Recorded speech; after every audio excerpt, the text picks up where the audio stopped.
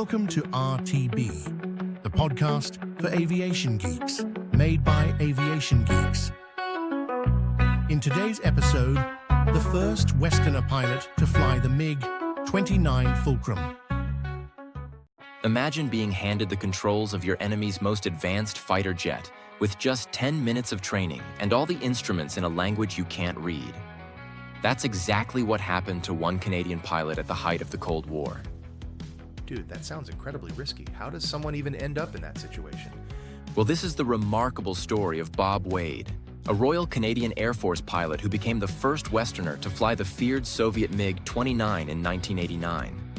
What's fascinating is that it all started with him just doing his regular job. So this wasn't some planned diplomatic exchange? Not at all. Wade was actually leading a formation of CF-18 Hornets when they intercepted two Soviet MiG-29s that had gotten lost in Canadian airspace.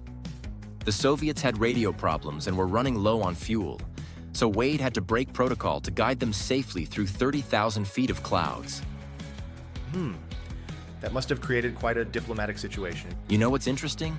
The Soviets were so grateful they called to thank him, though no one knows how they got the restricted alert facility number. But here's where it gets strange. When Wade showed up at their airshow pavilion, they initially turned him away.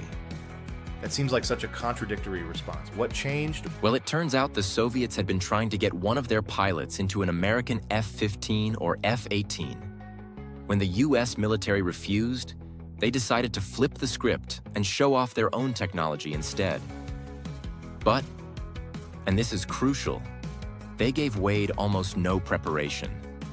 How do you even fly such an advanced aircraft with no real training? That's the incredible part. Wade had to rely purely on instinct, with all instruments in Cyrillic and a backseater who barely spoke English.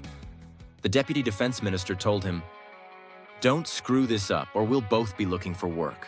To which Wade later said, "She might be looking for work, but I'd be dead." The stakes were certainly high. How did the actual flight go? He actually put the MiG through its paces, discovering some surprising capabilities. The jet could accelerate while climbing vertically, something his F-18 couldn't do. He pulled 7 G-turns, performed risky tailslides, and found it matched or exceeded the Hornet in most aspects. That must have been valuable intelligence for Western forces. Oh, absolutely. But first came the Soviet debriefing method. 3 full tumblers of vodka. After that, Wade spent a year briefing NATO allies about the MiG-29's capabilities.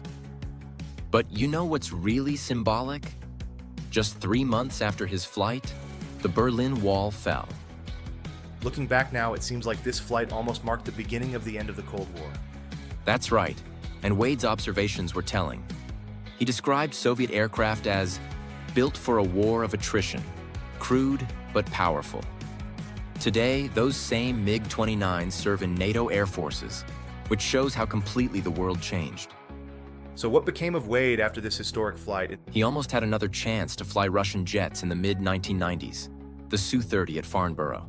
But the Russians canceled it at the last minute.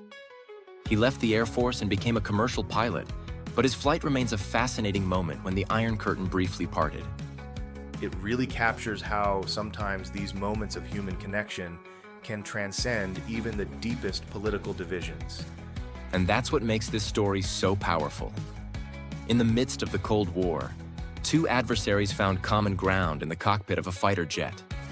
It reminds us that even in the tensest moments of history, there's always room for unexpected breakthroughs. Thanks for stopping by, friends. See you soon in the next episode of RTB. Happy landings.